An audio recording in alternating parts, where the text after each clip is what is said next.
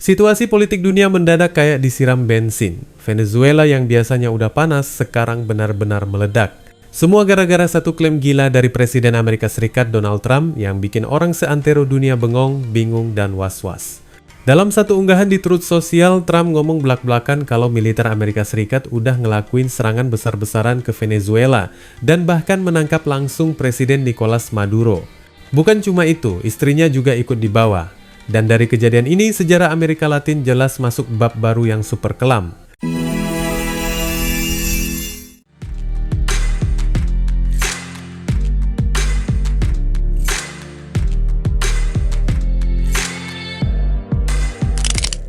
Jadi ceritanya begini teman-teman, Sabtu 3 Januari 2026 waktu setempat, Trump muncul di Truth Social dengan pernyataan yang bikin rahang jatuh. Dia bilang Amerika Serikat sukses ngejalanin operasi militer skala besar di Venezuela. Target utamanya jelas, Presiden Nicolas Maduro. Menurut Trump, Maduro dan istrinya, Cilia Flores, udah ditangkap, diterbangkan keluar dari Venezuela, dan sekarang berada di tangan Amerika Serikat. Dan yang bikin situasinya makin ngeri, laporan dari lapangan nyebut ada ledakan di Caracas, ibu kota Venezuela, dan beberapa wilayah lain. Saksi mata dan laporan media internasional nyeritain ada helikopter militer yang terbang rendah di atas kepulan asap. Reuters sampai nyebut operasi ini bakal jadi intervensi langsung Amerika Serikat paling brutal di Amerika Latin sejak invasi Panama tahun 1989 waktu Manuel Noriega digulingkan. Artinya, ini bukan sekadar gertakan Trump yang biasa doyan sensasi. Hubungan Washington dan Caracas emang lagi di titik paling panas dalam beberapa bulan terakhir. Pemerintahan Trump terang-terangan nuduh Maduro ngejalanin negara narkoba, main curang dalam pemilu, dan jadi pusat kejahatan transnasional. Di sisi lain, Maduro juga nggak tinggal diam. Dia balik nuduh Amerika Serikat cuma pengen satu hal, minyak Venezuela. Cadangan minyak terbesar di dunia itu jelas bikin banyak negara ngiler, dan Maduro yakin semua tuduhan cuma alasan buat ngegulingin pemerintahannya. Yang bikin situasi ini makin ironis teman-teman, cuma sehari sebelum klaim penangkapan muncul, Maduro malah ngomong di televisi pemerintah Venezuela kalau dia terbuka buat dialog dengan Amerika Serikat. Dalam wawancara yang dikutip BBC News, dia bilang siap ngobrol soal perdagangan narkoba dan minyak, bahkan bilang bisa ketemu dimanapun dan kapanpun. Kayak lagi buka pintu damai, tapi besoknya malah diklaim ditangkap. Pas ditanya soal klaim Trump sebelumnya yang bilang Amerika Serikat udah nyerang fasilitas dermaga Venezuela, Maduro juga nggak langsung ngeles. Dia cuma bilang hal itu bisa dibahas beberapa hari ke depan. Sekarang, kalimat itu kedengeran kayak firasat buruk. BBC News juga ngelaporin kalau selama 3 bulan terakhir, Amerika Serikat udah ningkatin operasi militernya di Karibia dan Pasifik Timur dengan dalih perang melawan narkoba.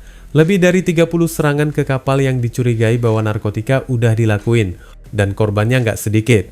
Lebih dari 110 orang dilaporkan tewas. Serangan terbaru bahkan terjadi beberapa hari lalu. 2 kapal dihantam, 5 orang tewas. Semua ini diklaim sebagai operasi keamanan, tapi banyak pihak mulai nanya, ini perang narkoba atau perang politik? Trump juga nggak setengah-setengah, dia ngelipetin hadiah buat siapapun yang bisa kasih informasi soal penangkapan Maduro, plus rencana buat ngecap pemerintah Venezuela sebagai Foreign Terrorist Organization. Cap ini berat banget teman-teman, sekali dilabelin teroris, jalan buat intervensi militer dan sanksi brutal jadi makin kebuka lebar. Maduro jelas murka dan ngerasa ini semua cuma skenario buat menjatuhkannya. Sejumlah pakar kontra narkotika malah bilang peran Venezuela dalam perdagangan narkoba global itu nggak sebesar yang dituduhin. Negara itu lebih sering jadi jalur transit, bukan produsen utama. Tapi kebijakan Amerika Serikat jalan terus. Kapal tanker minyak Venezuela disita dengan alasan langgar sanksi internasional. Pemerintah Venezuela nyebut itu sebagai pembajakan internasional. Titik. Situasi makin panas waktu Wakil Presiden Venezuela, Delcy Rodriguez, muncul ke publik. Dalam pidato langsung yang emosional, dia ngecam keras serangan militer Amerika Serikat yang dia sebut ilegal dan barbarik. Menurutnya, ini bukan cuma serangan, tapi penculikan Presiden Nicolas Maduro dan ibu negara Cilia Flores. Rodriguez nuntut pembebasan mereka secepatnya dan ngingetin dunia kalau Venezuela siap ngebela diri. Rodriguez bilang terang-terangan kalau topeng Amerika Serikat udah jatuh, tujuannya cuma satu, perubahan rezim. Ganti pemerintah sah Venezuela supaya Amerika Serikat bisa nguasain energi, mineral, dan sumber daya alam negara itu. Dalam nada marah, dia bilang Venezuela nggak akan pernah jadi koloni lagi dan nggak bakal tunduk sama kekaisaran manapun. Sekarang dunia lagi nahan napas, Amerika Latin bisa meledak, ekonomi global bisa goyah, dan konflik geopolitik bisa masuk fase yang jauh lebih berbahaya. Satu hal yang jelas teman-teman, hari ini Venezuela bukan cuma lagi krisis politik, negara itu lagi berdiri di tepi jurang sejarah. Dan dunia cuma bisa nonton sambil nanya dalam hati ini bakal berakhir di meja dialog atau di medan perang.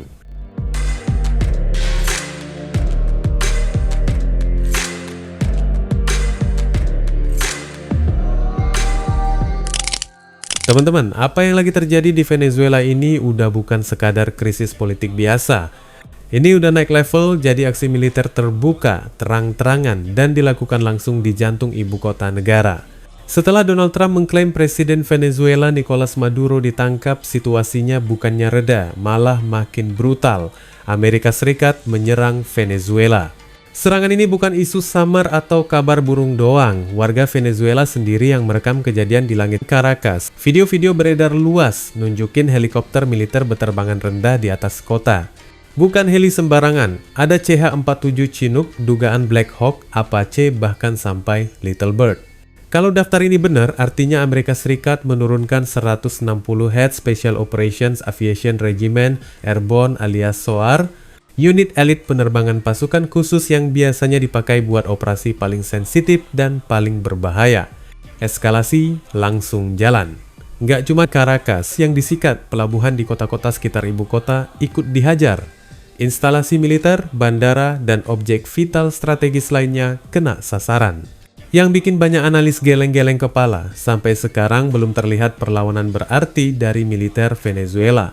Sesuatu yang sebenarnya udah diduga sejak lama, mengingat kondisi militer dan politik negara itu yang udah keropos dari dalam.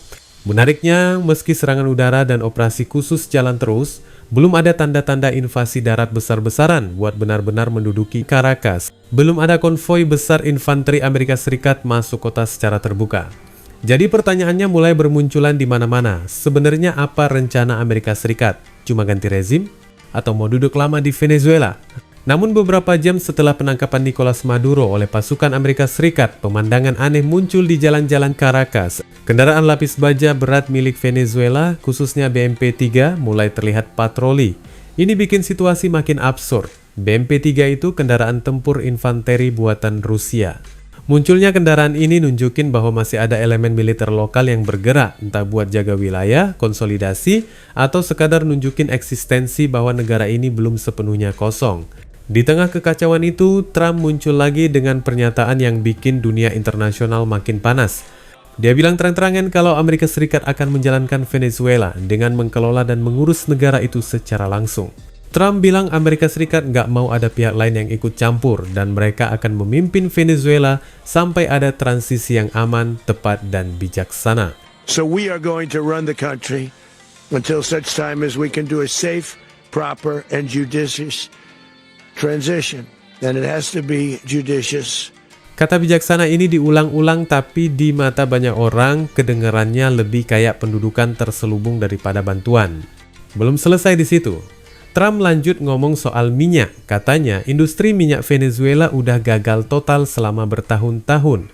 Solusinya, perusahaan-perusahaan minyak besar Amerika Serikat akan masuk, ngeluarin miliaran dolar, dan memperbaiki infrastruktur yang rusak. Di atas kertas kelihatannya kayak investasi.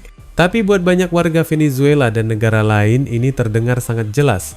Amerika Serikat mau langsung pegang keran minyak Venezuela. We're going to have our very large United States oil companies, the biggest anywhere in the world, go in, spend billions of dollars. Meski begitu, reaksi internasional pun mulai bermunculan. Salah satu yang paling keras datang dari Korea Utara yang terkenal memiliki hubungan baik dengan Maduro. Kim Jong-un ngeluarin pernyataan yang nadanya jauh dari kalem. Dia bilang penindasan ini bisa memicu perang dunia. Kim bahkan secara langsung menuntut Amerika Serikat buat ngungkap nasib temannya, Nicolas Maduro, dan mendesak agar Maduro segera dibebaskan. Pernyataan ini bikin situasi global makin tegang, karena artinya konflik Venezuela udah mulai ditarik ke level geopolitik dunia. Dan di dalam negeri Venezuela sendiri, situasinya campur aduk teman-teman. Pendukung Maduro turun ke jalan berpawai sambil teriak kalau pasukan revolusioner udah dimobilisasi. Mereka ngomong soal perlawanan, soal kedaulatan, soal revolusi. Tapi di sisi lain masyarakat umum justru diliputi ketakutan. Gak ada euforia besar-besaran, gak ada pesta kemenangan. Mayoritas warga Venezuela fokus ke satu hal, bertahan hidup. Orang-orang antre beli makanan, borong kebutuhan pokok dan langsung pulang ke rumah. Banyak yang takut listrik mati, distribusi pangan putus, atau perang beneran pecah. Masa depan terasa kabur banget.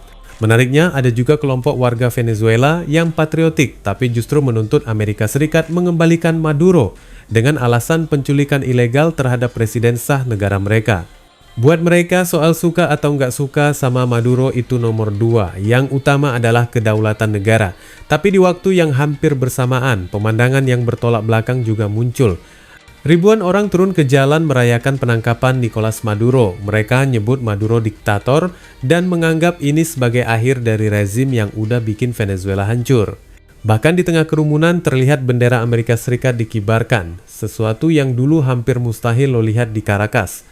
Jadi sekarang Venezuela ada di persimpangan paling berbahaya dalam sejarah modernnya. Negara ini terbelah. Dunia terbelah. Dan Amerika Serikat sekarang bukan lagi sekadar pemain dari jauh. Mereka ada di dalam dengan helikopter, pasukan khusus, minyak, dan kendali politik. Namun apakah ini bakal berakhir sebagai transisi damai atau awal dari konflik yang jauh lebih besar? Wassalamualaikum warahmatullahi wabarakatuh.